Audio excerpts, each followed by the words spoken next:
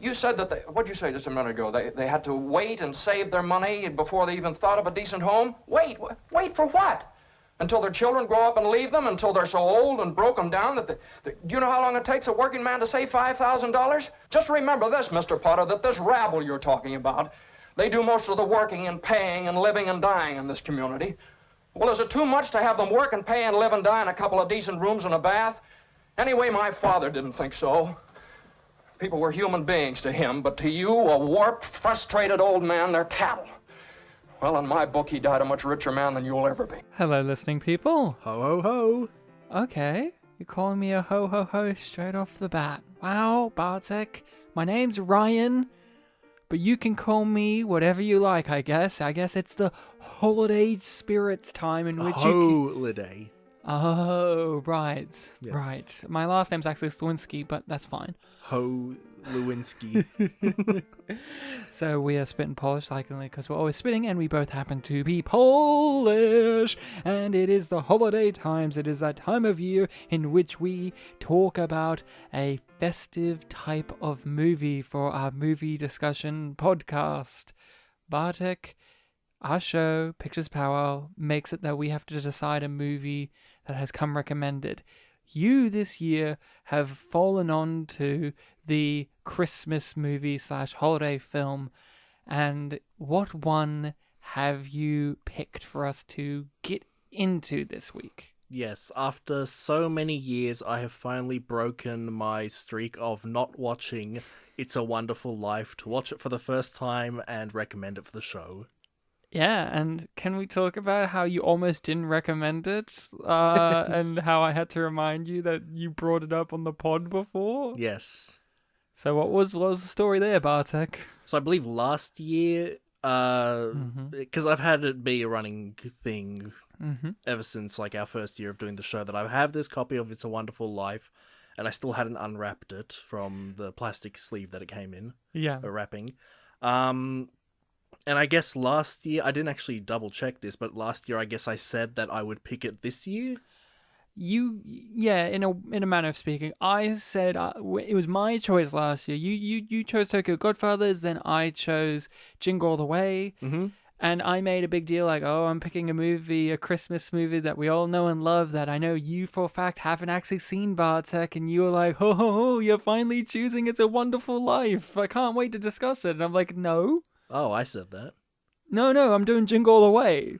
And then you're like, oh, okay, well, I guess we'll have to do It's a Wonderful Life next year. And since next year is now, and you are the one who falls on the Christmas time, you have to choose It's a Wonderful Life. And here we are. You just said it. You hadn't watched it before. You hadn't even unwrapped your DVD of it. So this year was the Christmas experience of a lifetime. 2020, a year of absolute sorrow and woe.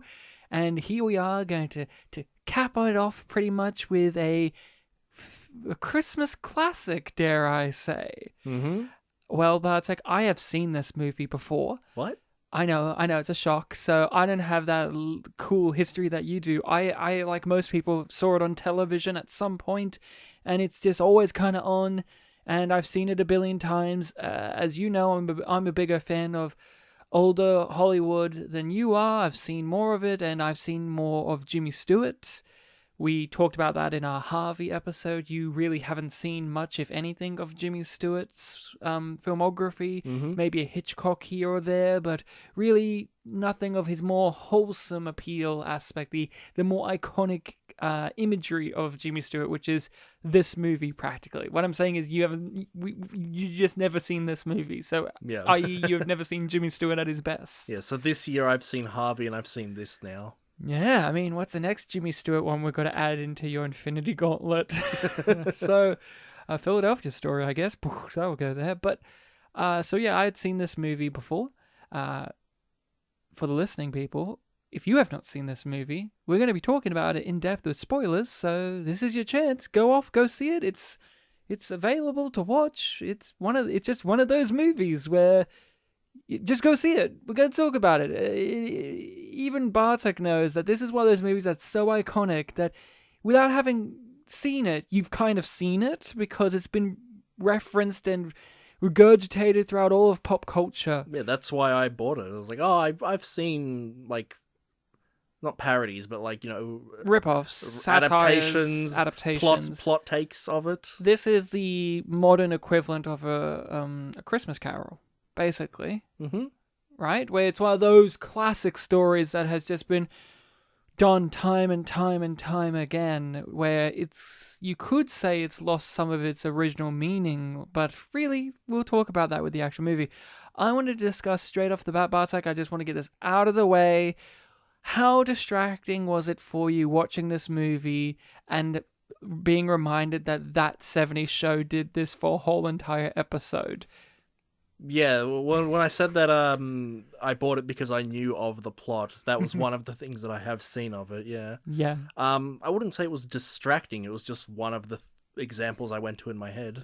Well, I'm being comedic, of course. Yes, it's just that one has... Who was the angel in that? It was Wayne Knight, wasn't it? Yep. He was the Clarence type. Yep. I just wanted to bring that up because you and I have talked about our love and our appreciation and our viewership of that 70s show on the pod frequently, and I would be remiss if we did not just acknowledge the fact that, yes, both Bartek and I have seen that 70s show version of this story before actually seeing this. Mm-hmm. And when I watch it, there is a little part of me that is reminded, oh yeah, that 70s show did this, or it's Married with Children did this, but with Sam Kinison as the angel, and it is a classic... Rugrats did it even. And yeah, everyone's had a go on it. So, what did you think? I enjoyed it very much. Shocking, shock. Shock. Yeah, it was a really great time. I was surprised at the fact that it was over 2 hours long. It was it's a very meaty film. That moves by pretty quickly, though. It moves by quickly, but it has a lot going on. And I'm sure this is a common experience for people that haven't seen it and like watch it for the first time after, being familiar with it in other parts of pop culture, osmosis, as we say. I was a bit surprised that it took the film quite a long time to actually get to the part where the angel meets the main character and like shows him life without having been born. Yeah, you mean the thing that everyone takes from the movie, the thing that only happens in the third act of the movie? Yeah, last quarter even. Yeah, in the last half hour, practically. Yeah, I knew you were going to be thrown off by that in a way, because that's what everyone remembers this movie for, right? The I wish I hadn't been born, and the angel gets its wings. Yeah, the fantasy part of it. The fantasy part of it, the moral lesson part of the movie. But the whole movie is actually a sad, depressing, just we're watching Jimmy Stewart just be wrung out over and over again. Throughout the course of nearly at that point nearly 2 hours, like an hour and 50 minutes of just watching him just get pulverized into the dirt again and again. Like, I'm going to go off to college. No, you're not. When the film began and Clarence was talking to the head angel guy, and the angel was like, all right, pay attention to this because you'll need to refer to it later. I'm like, okay, he's going to give him a little bit of information before the movie begins, and then it's the majority of the movie. It's the whole movie. It's the whole movie, yeah. Yeah, that's very confronting because you're expecting, okay, we're going to get a little bit, and then the whole movie will be, oh, my life and how I've impacted people, but all of it is just we are watching him grow up and live his life and suffer the hardships and be very humble and very egocentric as well, and go through all these highs and lows, but the constant throughout all of it that we see throughout the movie until we reach Clarence is that overwhelming sense of depression that life brings on, of failed potential, because he had all of these dreams and ambitions and things he wants to do, but life just finds a way of stopping him from achieving any of them. Yeah, and in a lot of cases, it's his own morals. Like, he had the decision to go with what he wanted, but he chose not to. Yeah, he chose the high ground. And as we know from Star Wars, if you have to give up because they have the high ground. Well, if you have the high ground, you're not the one that's going to die at the end, right? No, but you're going to live in exile for another 30 years. So until a few decades later and when you get a TV show. Yeah, until Ewan McGregor gets his Disney Plus show, yeah. So you enjoyed the film. Tell me more about your viewing of this and how it all went for you. I'm very keen. This is, like you said, you haven't seen this before, so you I had haven't. your understanding of what it was going to be, and then Ryan Johnson, it subverted that. Yes, it told me you will learn about banks. You will Yeah. see lots of things about banks. Yeah. When this film was ending, I watch movies for the podcast in my room, Mm-hmm. off my computer. So when this film ended, I had a weird little bit of whiplash where, I turned off Windows Media Player, I took the DVD out, and on my screen was, my Facebook browser was open. I'm like, oh wow, I'm now out of the 1940s and I'm into the 2020s. So it showed me that, like, I was really invested in this film. Wow, yeah. Yeah. Like that, I mean, I haven't even thought about it like that when I watch some of these movies. Like, I've never really had it happen, but yeah. I do in some ways, but I guess I just take it for granted. When I watch a Humphrey Bogart movie, I'm just there.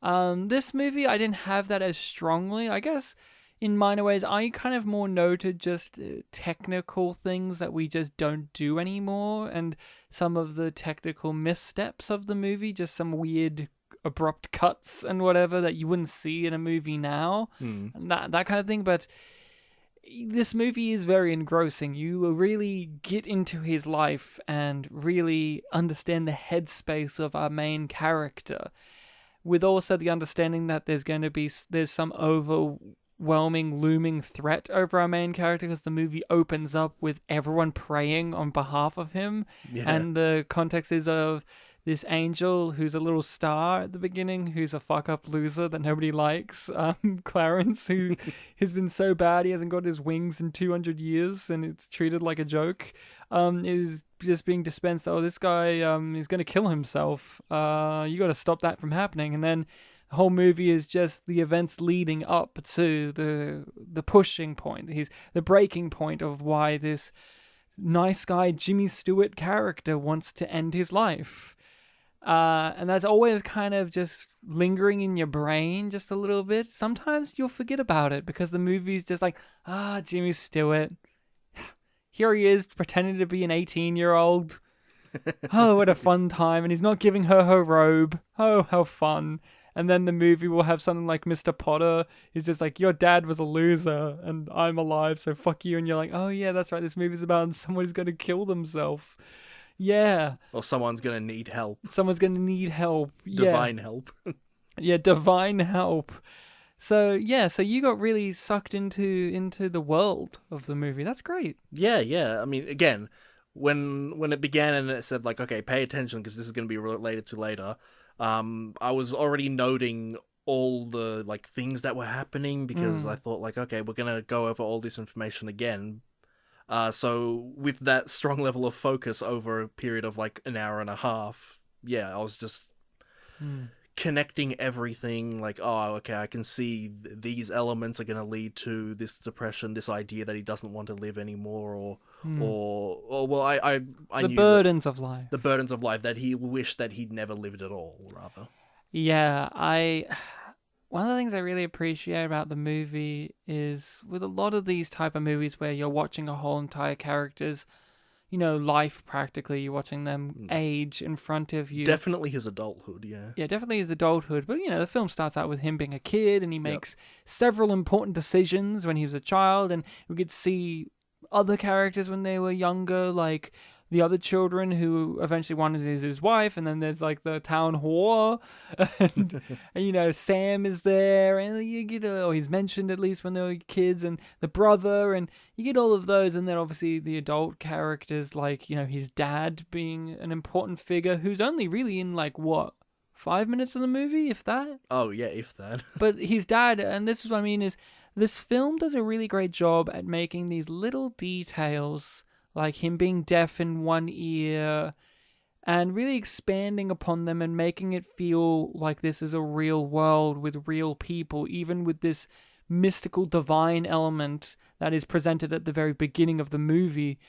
Just little things like Sam making fun of the fact that he's deaf by doing the donkey thing with his hand and all that, and At first, it's an insulting, bullying thing because he doesn't like him very much because he's pining after the girl he wants, and then it just becomes a thing that he does, and then it goes beyond just a petty insult to just a cute little thing he does, and little details like that. And like I said, the dad, he's only in 5 minutes of the movie, if that, and yet you feel the massive shadow that character leaves throughout the whole movie because he's the reason why Jimmy Stewart has to stay. The fact that he's no longer around, and we don't get to know him very much, but we know that everyone in that family respected that dad because he had ideals. Yeah, and in the two scenes we see of him at work and him at the dinner table, you know that, like, okay, Jimmy Stewart is going to take on aspects of the character that we are seeing in these two settings.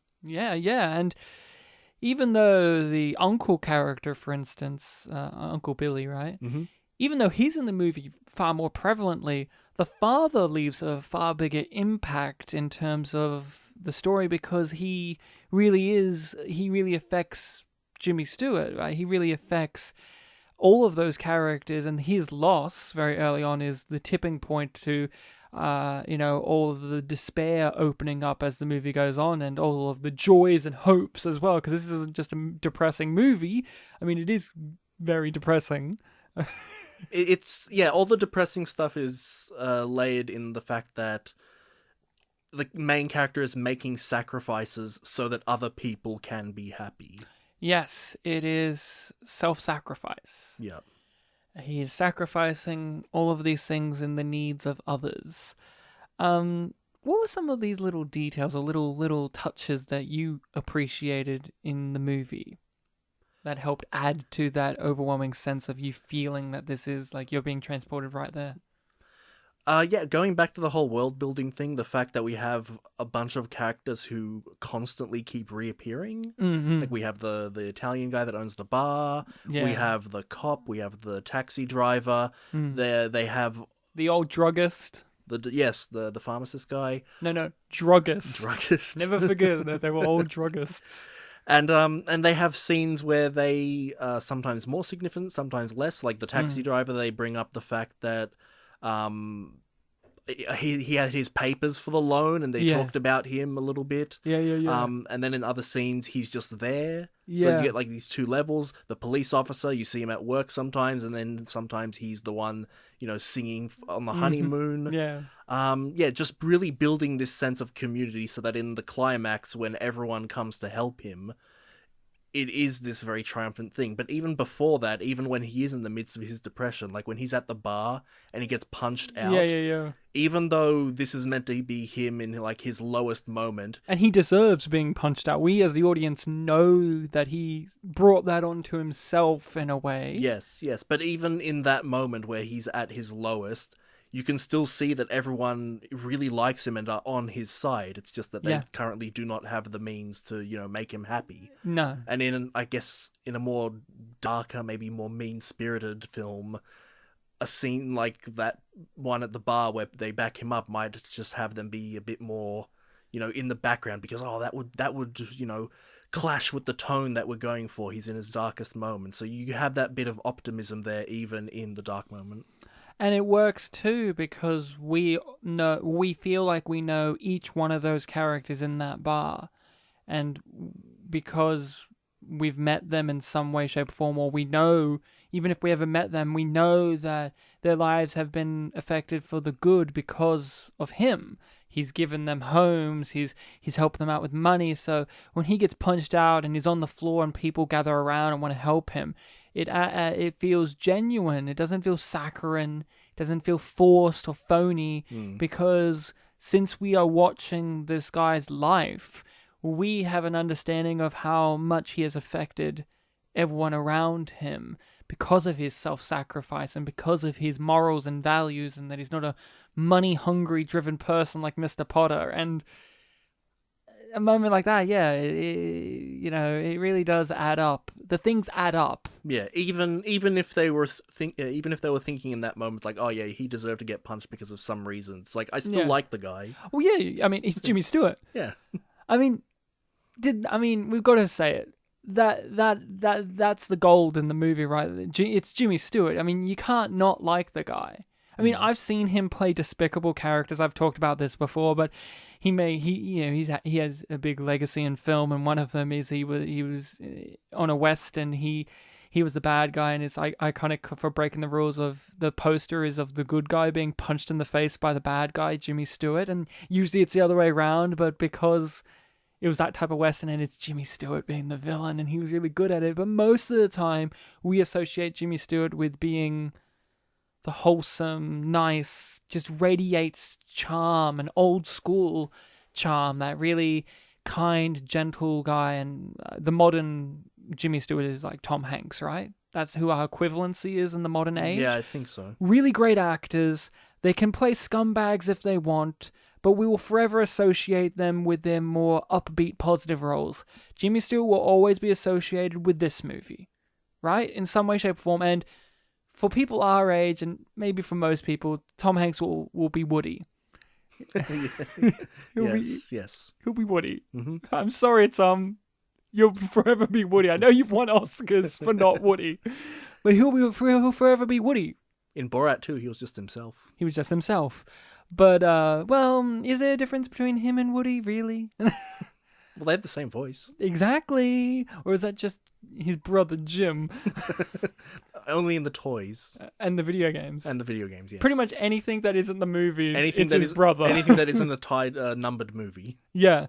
But yeah, I think these little details, but Jimmy Stewart, he's someone that you've now seen twice this year. Mm-hmm.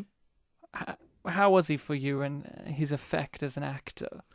Yeah, I really liked him in this film. I think maybe even a bit more than in Harvey. Yeah. Like in Harvey, yeah, he was incredibly pleasant, very kind. He, like you said, it's the kind of person that we should aspire to be, because if we're all like him, maybe the world would be a bit of a better place. Yeah. This one, I feel, was a little bit more realistic. Like, he was still a very nice guy, strong morals. He made self-sacrifices, but you saw the effects that had on him, the negatives. Yeah. And even in spite of all that, in the end, he is able to look past all that and just be, happy with his decisions that he made. Yeah, and yeah, I mean, Harvey and this movie, very different types of movies, but it is demonstrating the varying shades of kind characters he could play, like very nice, wholesome, kind characters. Harvey, very different, it's far more whimsical. His character doesn't need an arc. Yeah. It's about the other characters. It's far more of a comedy, too. Far more of a comedy, and that movie, very similar in one way to this, is it's his character affects the other characters, while in this one, it's his character affects the other characters, but it's still about him. While in Harvey, although you could say he is the main character of that movie, he's also kind of not. He kind of serves as the catalyst for other characters' journeys throughout the movie. Yeah, it's sort of all about him. Yeah, that one's sort of, I guess you could call it like an ensemble where he is the heart. Yeah, where he's the heart is a great way to describe it. The inciting incident for each one of them in some way. The inciting heart. The inciting heart. The force. The high ground. Yes, high ground force. But I ask this because Jimmy Stewart, he's very of that time, actor-wise, and some people get thrown off by when we go back in time and watch movies, and, people speak like this, see? And Jimmy Stewart has his very specific way of speaking and acting, and he's very 1940s, 1950s type actor, man. And, he talks like this, I want to live!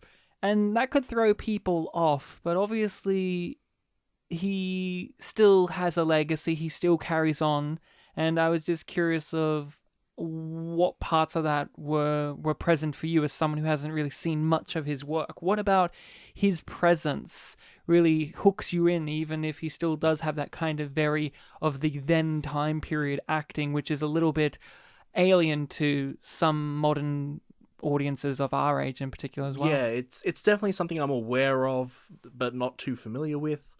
I think it really works for him here because there are so many moments where even if it sounds different from what I'm used to, he adds something to his performance that makes it sound really genuine. And I noticed that in the trivia on IMDb, they mentioned numerous moments in the film where he had genuine reactions, like when I think it was his uncle ran into something as he was drunkenly walking away, and he like genuinely laughed because it was like a set mistake. Yeah, it was like offset. Yeah. A prop guy accidentally dropped a bunch of things just in time. Yeah. Like just in the right moment accidentally. Yep. And Jimmy Stewart found that genuinely funny, and the actor playing the uncle improvised on the spot. Oh, I'm all right, kind of thing. Yeah, so a happy accident leading to genuine performance. And then there was also one where one of the ladies asked for 1750, which was a number he wasn't expecting, and like he jumped on that and like kissed her and like 750, oh, I love you or something.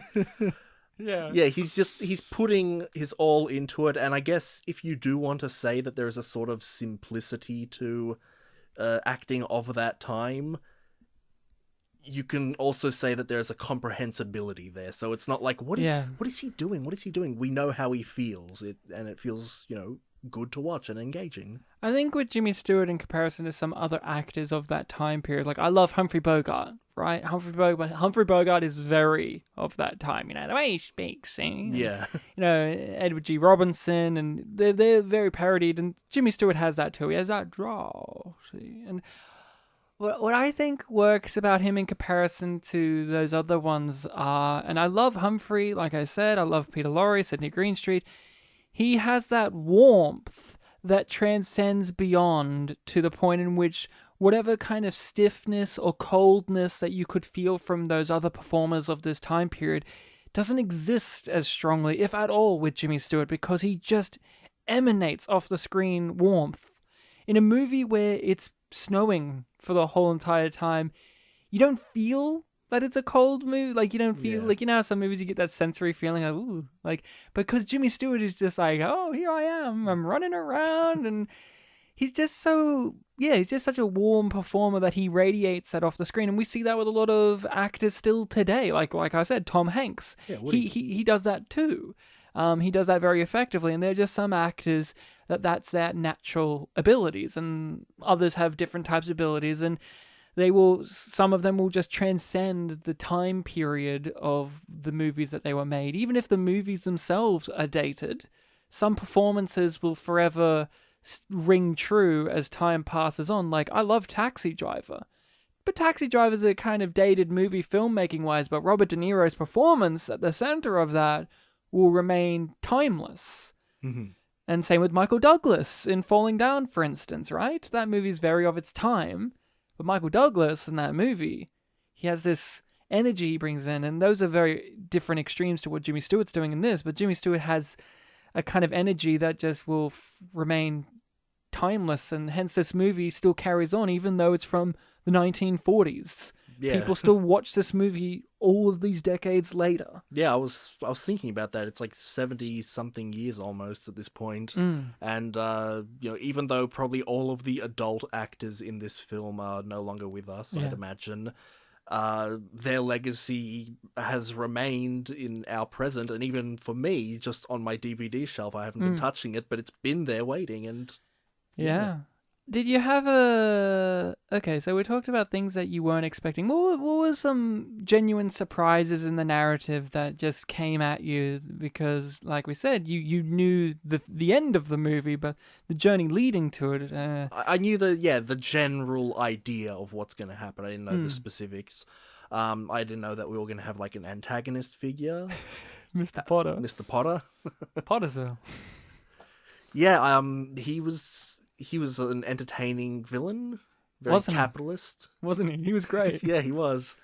Just very scummy, but like kind of has that like scummy charisma at times. Where he has a logic. Yeah, logic. He eloquently explains all his points, and he has his flowery language and like cutting right to the meat of the matter. And even just like the slightest bit of like courtesy, just the slightest bit, like, this man has died, God rest his soul, but he sucked as a businessman. Again, it's these little details, because there's even this moment in which he finds out that he has the money. Yeah. And his instinct immediately was, okay, no, I've got to give it back. I've got to wheel me out. And then he decides, wait. Okay. And he lets it play out, right? He decides. In any other movie, that little detail would have just been swept away, and he would have opened up the thing, and he would have went, oh, and he would have decided then and there. But it showed you a little detail that even someone as scummy as him, who does get away with that at the end of the movie, he never gets any consequences. He gets to continue on. Yeah, the last time we see him, he's like, I hope you're rotting in jail. Yeah, he's a terrible person, but that little moment shows that even he has a microbe of morality within him, but he just decided not to go with it. But again, another movie, that little detail would have been non-existent. No, yeah, for sure. When I saw that he noticed he had the money, I was actually wondering, like, oh, what is he actually going to do? Like, is this something that he is above, or is this something that he's below? And he does kind of meet that halfway point. He goes to check and see, like, oh, is this guy looking for money that he's lost? Yeah, and then he decides, you know what? Fuck him. Yeah, so you weren't expecting an antagonist, like an actual person sitting there in an old wheelchair, that like a giant chair, and he's just like, man, fuck you, I hate you. Yeah, I mean, I guess it's unavoidable to also say that, like, because I wasn't expecting the parts before the angel appears to be so long, that I wasn't expecting such a huge, well-established cast. So it's a small part of a bigger thing. But yeah, definitely an antagonist figure. That's something that I wasn't aware of. I love in movies like this, the little things that build up as annoyances for our characters. The iconic being that on his stairwell he has the, what do you call it, the knob at the end of the stairwell that just is not screwed in. It just is just placed there, and just how they keep building that up, and like it never hits that moment where he throws it. Right, he's tempted, but then he's like, no, puts it back down. And then he does the Citizen Kane thing later where he like kicks up everything in the lounge room and he's like yelling. But I love in these type of things, you have just these little things, like they keep building up that the uncle's a dumbass. Yeah. And he has these birds, these pet birds that he keeps around. Yeah, and a squirrel. And people kind of just don't respect him at all, but he's somewhat competent at his job, and he was there at the beginning. And then in the alternative world, it's like, oh yeah, once the business failed, he just went to the insane asylum because he failed and he went insane. And you go, yeah. He didn't have his brother / nephew who are more competent to hold him up. Yeah. And I like those things. And obviously the town, she's kind of the town whore. The blonde. The attractive single lady who likes the main character, but the main character won't get with her. Yeah, and I liked her and how they kept building her up from when she was a kid into an adult. And, you know, her at the end is like, I decided not to move. I just like being here. And you're like, oh, she's just going to continue on flirting with him. Like, that's what I get out of that. Like, even though everything's happening, I'm like, that's just who she is. She can't leave. She's got to see him. And I like all of that stuff. What about his brother? Big part of the movie is that his brother goes to the war. A lot of people go to the war, actually, but he doesn't because he's deaf in one ear, you see, so he can't go. And his brother goes to the war and he saves a bunch of people's lives. And then when the story's playing out with Clarence, it's like, well, you see, your brother, he died, so all of those people died. So, yeah, pretty brutal, huh? Yeah, I think that might have been, for me, the saddest moment in the film, where he goes to his brother's grave in the alternate world. Yeah. Oh, really? That was the saddest I think so, yeah. Because that was one of the first things you see. Like, he saves his brother from that incident, and then they get along the whole time. And, you know, I'm an older brother, so seeing him care for his younger brother in these ways, making sacrifices, you know, that kind of touched my heart. And then just his fate in the alternate world was, well, you weren't there in that first thing, so all of the things that you saw happen throughout the movie simply never got to happen. Did you find it an interesting choice that we never actually got to see Potter in the alternative world? We got to see what he's done, but we never actually I don't think we ever actually got to see him. That's a good point. I didn't think of that. Yeah. We saw what he's done, but we don't see him. We can imagine what he's like, yeah. He's the same. Yeah. It took us until, I guess, Back to the Future Part 2 to see what that kind of character would be. Yeah. And I also like Sam, the bartender, who's like in charge of the bar instead of Martini, and he's like a jerk, just an outright asshole, and it's like, see, if you weren't here, he wouldn't be a nice guy. It's like, I'm okay. Like, that's how impactful Jimmy Stewart's kindness is. Yeah, they really drive home like, oh, people would be really shit if not for you. Yeah, I mean, what hits me hard, I mean, the brother one is harder, but the first thing he really kind of hits him is when he sees his old boss, who's like this drunken, homeless man who everyone like belittles. Oh, the druggist. The druggist, because, well, 20 years ago he poisoned a kid, so He just got out of jail, yeah. fuck him, right? And you're like, oh yeah, but I remember why he did that accidentally, because he was distressed about his child dying from influenza. Yeah, speaking of which, we're doing this film in 2020. I wasn't expecting it to have a reference to the other pandemic. Oh yeah, how fun was that, huh? Yeah. What else? Oh, I mean, this is the movie with the famous Bruce Almighty moment. Lasso the Moon. All right, yeah. How did you feel about that? When that popped up, that's like one of the, like, obviously Bruce Almighty, that's the reference point that we may have, but that's like a big iconic scene that I often forget is from this movie. Because when I think of this movie, I do for some reason forget about that a large part of it is a romance movie of him wooing her and not wooing her because he's too ignorant to know that she wants him. And that's like one of the most iconic, if anything, when I think of old school Hollywood romance, that scene's always one of the top ones. Oh, you know, there's a moon, I'll lasso it for you, all that. Yeah, it was something I'm vaguely aware of in the back of my head, but when it happened, I was like, oh yeah, I think I've heard this phrase before, so that's this. You didn't remember Bruce Almighty? I've only seen it once. Oh, really? Yeah. Should we do it on the pod? Yeah, maybe, because I've seen Evan Almighty twice. No, 3 times if we count on the pod.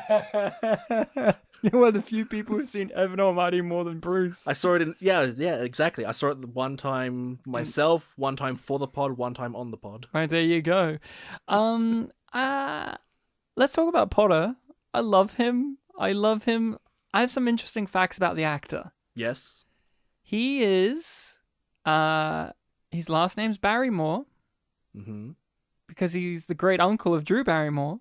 Because Drew Barrymore is from Hollywood royalty, let's not forget. She's a part of the Barrymores. Right.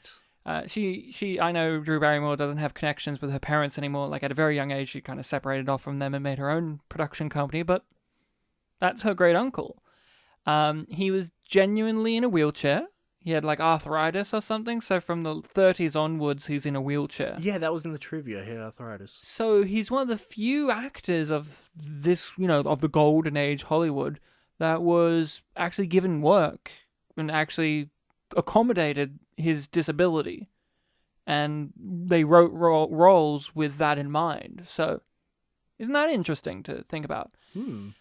He played Ebenezer Scrooge on the radio for 20 years. He only missed it on 2 occasions, one because his wife died, so his brother played it that year, and another because I think a theatrical version of the movie came out, and they got the actor from that to do it on the radio thing, but he still played it for 20 years, just not 20 years in a row. Okay, I didn't know the 20 years part. Isn't that cool? Yeah. He's Ebenezer Scrooge for a lot of people. If you're, if you grew up in that period and you know your radio plays, that. And the one that fascinates me the most, because I always find this interesting with old school Hollywood people, that they invent amazing pieces of technology. Like Hedy Lamarr was one of the people who invented Wi-Fi, which is crazy. And I can't remember, Jerry Lewis invented some random thing for the camera, like some kind of lens or oh yeah, you told processing. me this. Yeah. This guy invented the boom mic. Really? Yeah. Isn't that crazy? He invented what is probably one of the most needed forms of recording audio in any form of the medium that is visual, whether it be TV, movie, whatever. The most needed / the funniest to accidentally see for us. Yeah. Isn't that crazy? I was looking him up on IMDb because I was like, who is this guy? I'm pretty sure I know of him. And I'm like, Barrymore. Well, he must be a Barrymore. And then he is. And then it's just like in his trivia, it's like, yeah, he invented the boom mic. Isn't that crazy? So I guess, Mr. Potter, not a bad guy. Yeah, I mean, again, because I didn't know that he existed when he appeared, I'm like, there's this kind of like Scrooge character in this film. So when I found out that he played Scrooge, I'm like, well, that doesn't surprise me. I think they did a great job without overstating it. Like, I love Citizen Kane, but Citizen Kane hits a little harder with this, is It does a really great job, this film, of showing the characters aging without it being as obvious with the aging makeup. Like, you see early on that Mr. Potter looks a bit younger, he has a bit more hair, Yep. and by the end you can see he is older, even though the guy's an old guy to begin with. And Jimmy Stewart as well, like by the end you see he's got some white in his hair, he's kind of receding, he's kind of more Yeah, he goes scraggled. from young adult to just middle-aged. Yeah, and without overstating the makeup and the kind of clothing that they wear, you do note, he has gotten older as the movie's gone on. Mm. Meanwhile, his wife, she looks practically the same. She was like 25. Yep. Yeah, with Potter, definitely I noticed like visually they subtly changed him. With Jimmy Stewart, it was more like his demeanor. Yeah, and his hair. Yep. Which is fine. Because, Jimmy Stewart's young when he has really slicked hair and he's wearing like a college sweater or high school sweater with a H on it. Reminds me very much of Bob Hope in Son of Paleface, where he's trying to be young, somewhat young, and he's like wearing a Harvard outfit, and his hair's all slicked up, and he's like, "I'm a young guy." It's like, "No, you're not. I'm wearing a mortarboard." It's like, okay, you're still like a 40-year-old man. Yes, this was back in the era where 40-year-old men play teenagers. Why not? Has that ended? I've seen 13 Reasons Why, where Bryce is like a 35-year-old man and he's playing a 17-year-old. Are you kidding? Jimmy Stewart was only 37. It's funny because you haven't actually seen 13 Reasons I know Why. of it. I've seen clips of that guy. Yeah, same. What else do you want to discuss about this movie? It's iconic. Do you want to talk about Clarence? We can talk about Clarence, yeah. What did you think of Clarence? Because there's an understanding of what Clarence is, but the movie doesn't give you Clarence until very late into the movie. And did he live up to what you were expecting of him from pop culture osmosis? Yeah, they really... Like, you heard his voice throughout the first, 2 hours of the film a lot. And then he just kind of pops in there when it's his time to step in. And it's like, oh, who is this guy? Yeah. And it gives this really interesting impression of him, I guess, because we are getting an understanding of who this character is as the film goes on. And then when we expect him to appear, we expect it to be like a smooth transition kind of thing. But no, it's very sudden. And he jumps off a bridge, and it gives you this impression of like, oh, this is what this guy looks like. He looks fairly old for a 200-year-old. Yeah, I like that little detail he said of like, oh, I wore these clothes when I died. Just that little detail. Yeah, and how he's very matter of fact about everything and just constantly reminding Jimmy Stewart of like, no, this is this. It's like he's always given him all the information he needs, but he has to keep reinforcing it. But he never gets impatient or anything. It's just like you weren't born. You weren't this. And I like his little moments where he talks to the other angels and we can't hear it. And he reacts. Those were fun. No, I didn't drink. You know a bit more about biblical-y things and mythos than I do. Is it often a thing that dead, humans, can die and then become angels? Because that's kind of what the rules were with him, right? He's like, I haven't worn these clothes since I died. I think there was. Is that a thing? Usually I'm more familiar with just there are angels. God just has them around. That's what I thought as well, yeah. But he is a second class angel. Yeah. He doesn't even have wings. Yeah, maybe. I think the class thing might be, made up for this film because, angels, I think the hierarchy. There is a hierarchy. Yes, and in the Michael episode, we got very wrong about it. Yeah, archangels are really low. Yeah, second lowest instead of second highest. I thought they were big dogs. No, but I know that the hierarchy of 9, they're separated into 3. So there's the low, the middle, the high. So I guess maybe he's in the middle. Okay. Maybe, I don't know. I mean, he doesn't have wings. He's been at it for 200 years. They treat him like he's a loser. From what I understand, a lot of the biblical angels don't necessarily have wings. No, but they make it a big deal that he should have wings. I think one of them's a wheel of fire. I mean, did you like the fact that apparently 45 angels got wings in this movie? If you look up the trivia, because you hear bells ring 45 times or something like that. Yeah, but it takes a while for them to mention the every time a bell rings thing. Well, he mentions it. doesn't he? Clarence is the one that mentions it. Yeah. It only turns up when it only happens when he turns up, and then the daughter at the end is like, my teacher references, the one that you hate. That's right, yes. Yeah, but it's a thing, it's mentioned for the first time so late in that like you don't really pay attention as much. I really like the joke of when they're thrown outside and you hear Sam go, like Sam's clinging on all the registers and he's like, oh, look at me, I'm giving angels their wings, boys. Like, I'm just like, and I'm thinking to myself, does that count? Yeah, it's like when you overthink something, it's like, oh, so like no. A lot of stores like have ring a bell when people enter, so yeah, but that counts. I just find it funny that he heard that and said, well, look at me, guys, I'm giving Angel their wings. And I'm just like, that they acknowledge how silly it is by having a character like that in that world be like, well, fuck you, I'm just going to give angels their wings if that's the rules. A bunch of angels should have just entered the bar and like shook his hand like, thank you so much. Thank you so much. I've been waiting 200 years. I don't know what else to say. It's just a cinematic classic. It really hits you in the gut. It's a lot darker of a movie than people may expect it, because I think another perception of it is, it's a Jimmy Stewart movie where the poster is him embracing his family lovingly. Yeah.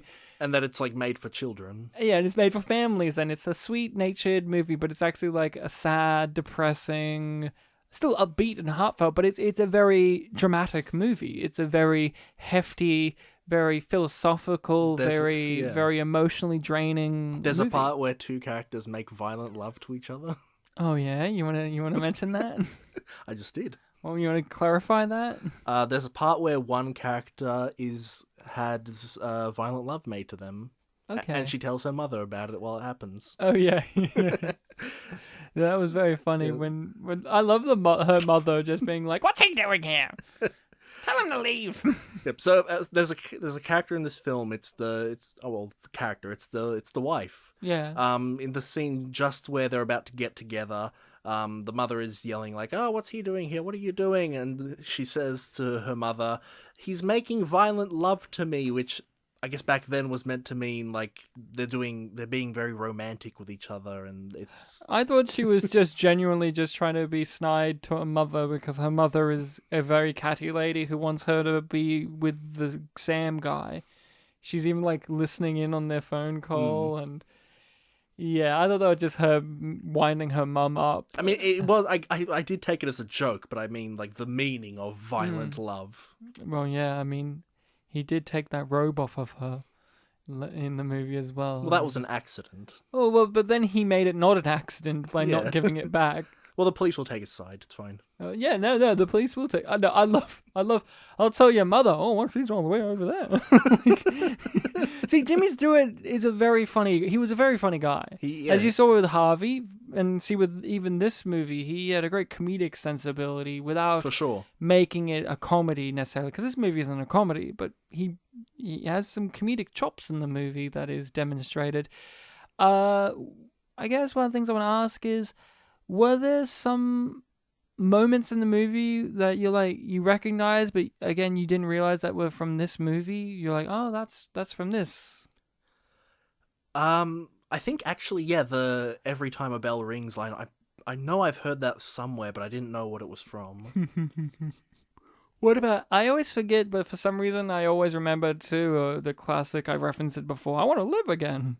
Clarence, I want to live again. Just like the way he says it, and then him running down the street saying Merry Christmas. It's just like, oh yeah, that's right, it's wonderful. Of course it is. It's one of those ones where you go, oh yeah, but of course. Yeah, I kind of remembered those bits as like a sort of general thing to say. I didn't necessarily think about their origins. So when it happened, it's like, oh, this is another thing that came from It's a Wonderful Life. Yeah.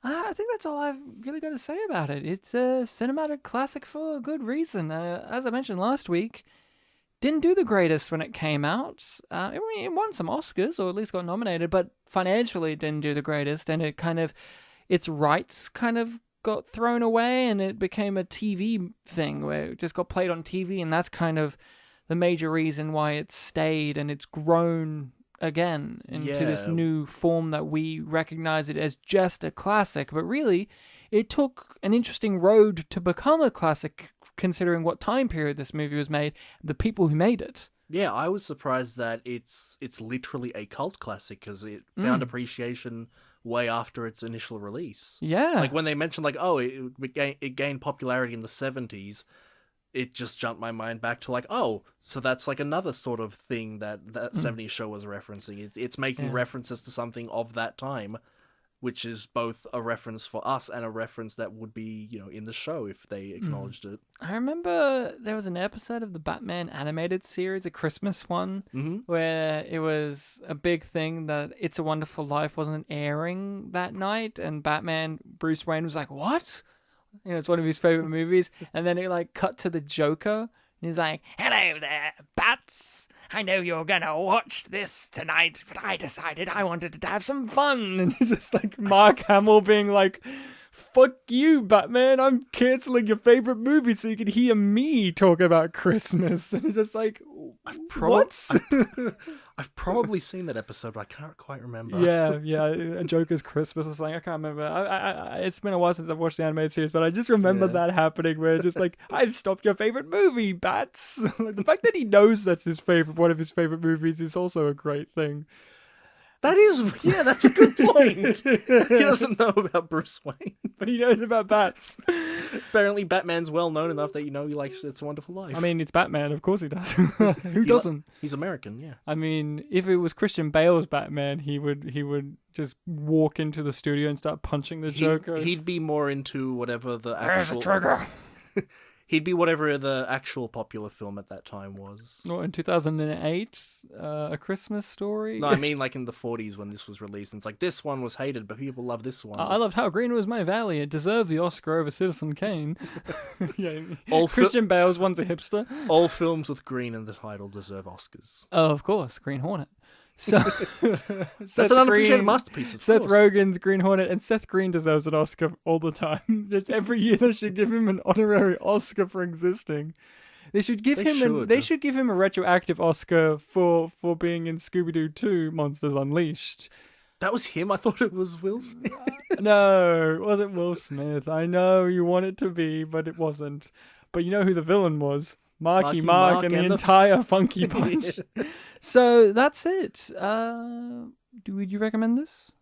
I would, yes. As someone who hasn't seen it before but had a vague idea that like, oh yeah, it'll be good when I watch it, it was a lot better. Did it meet your... I know you don't necessarily have a criteria, but did it meet your expectations and standards for Christmas movie? I think... Because we mentioned earlier this episode that I initially didn't pick this for this episode until you reminded me that I mentioned it last year. I found that I haven't really seen all that much Christmas stuff as I expected. It's like I know all the tropes and conventions of, Christmas specials and stuff like that, but I just hadn't really seen that many movies. So more TV shows. I guess more TV shows, like your Simpsons and That 70s Show and Blackadder. And there was one that I was going to say, but then you mentioned them and I was like, oh, I forget. Just any sitcom you've ever watched had their Christmas episodes. Yeah. It's interesting because this is a very Christmas movie, even though a small portion of it only takes place at Christmas. It just has that overwhelming atmosphere. I guess the Mr. snow. Bean, that was it. What was that? Mr. Bean, that's what I was thinking. Oh, of course, Mr. Bean. That's the Christmas one with his turkey, right? The big turkey that he butters up and he puts it on his head. I think so, point. yeah. The one where he also plays with the Dalek and all that. I was going to say, I mainly manger. remember the nativity scene, yeah. I swear one of the Christmas ones is the one where he's prepping the Christmas dinner for his girlfriend when he had one, and I think that's one where he loses his girlfriend. I think he keeps losing her. Yeah, but I think that's like the last time we see her. I think in the anime, and not in the live action one. In the anime. Yeah. I don't know about the Mr. Bean anime. I don't keep up with the Bean manga. I don't keep up with them. Bean-san no Densetsu. Oh man. All right, it's my recommendation for the next one. Yes. Bartek. And I don't want to leave the snow-drenched atmosphere that this movie had. So I'm going to pick a snowy film. Mm-hmm. You already picked The Snowman this year. Well, okay. I guess I'm not choosing that again. All right. Now, I'm going to choose a movie I do believe you have not seen also, but it's one that's been definitely mentioned on the pod. We're returning to the Coen brothers. We're doing Fargo for the next episode. So stay tuned to listen to that one, people. Enjoy your holidays and the end of 2020. Hopefully it goes away quickly, the year, and stuff that's happened within the year. There's like a week and a half left. Can we just end it all? 2020, can we just, can we just agree that it stops now? Like, just after this episode's put up, it's like, oh, you know what? We're skipping those few days and we're just going to go straight into 2021. Here we go. So you can follow us on those social medias, Facebook, Twitter. We post on there. We always have fun things. You can email us at spitandpolished@gmail.com and rate and review us on whatever podcatcher allows it. That would be the greatest Christmas gift of them all. Every time a podcast gets a review, the podcasters get wings. That's the rules. Yeah. Oh, on YouTube, when you subscribe, they always say to click the bell. Click the bell. Wings. Subscribe. Yay. Bartek. And every time you comment that it's just two idiots talking, we cry. And if you're so comment, I like these two Polish guys.